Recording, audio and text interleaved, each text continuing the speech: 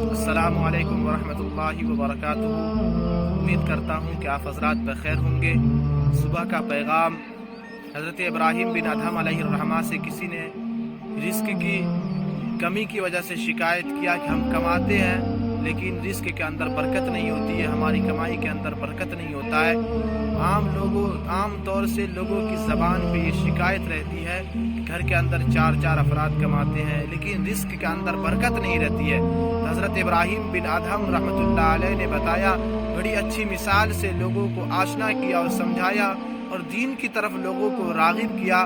حضرت ابراہیم بن ادہم رحمۃ اللہ علیہ نے کہا کہ آپ دیکھا ایک کتی کو جب وہ بچہ دینے لگتی ہے تو اپنے زمانے میں ایک کتی 10 بچہ دیا کرتی ہے، 8 بچہ دیا کرتی ہے، اور اس کے برعکس آپ بکری کو دیکھ لیں کہ ایک بکری 2 یا 3 بچہ دیتی ہے، بس وہاں تک ان کا جو سلسلہ رہتا ہے۔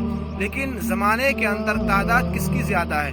بکری کی تعداد زیادہ ہے یا کتے کی تعداد زیادہ ہے؟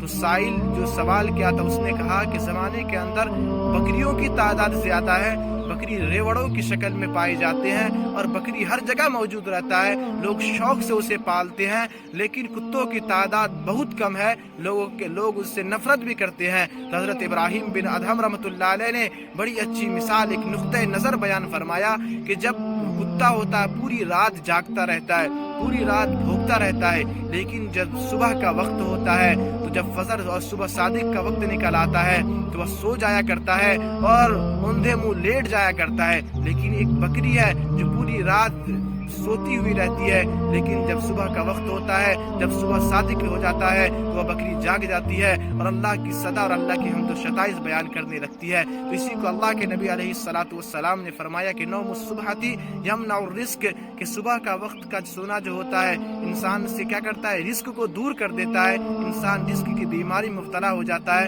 تو آج کا ہمارا صبح کا پیغام یہ تھا کہ آپ صبح بیدار ہو کر اللہ کی حمد و ستائش کریں، اس کے بعد آپ منشاء رب کے مطابق زندگی گزار کے من چاہی زندگی چھوڑ کے رب چاہی زندگی گزارے۔ السلام علیکم ورحمۃ اللہ۔